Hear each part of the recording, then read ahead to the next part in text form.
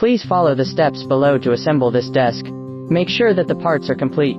First, take out parts A and D, which require 12 accessory screws G, and an M5 Allen wrench K.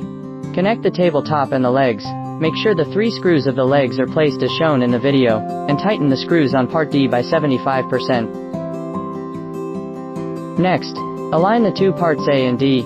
Take out part E, 4 screws J and an M4 Allen wrench K, and tighten the screws on part E by 75%. Take out parts B, C and F.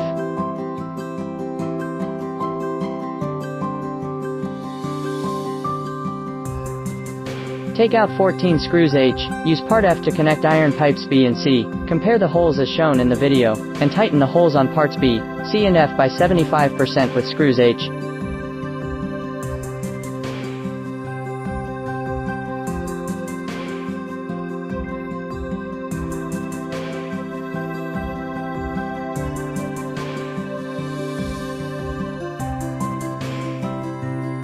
Then tighten all screws 100% with the Allen wrench K.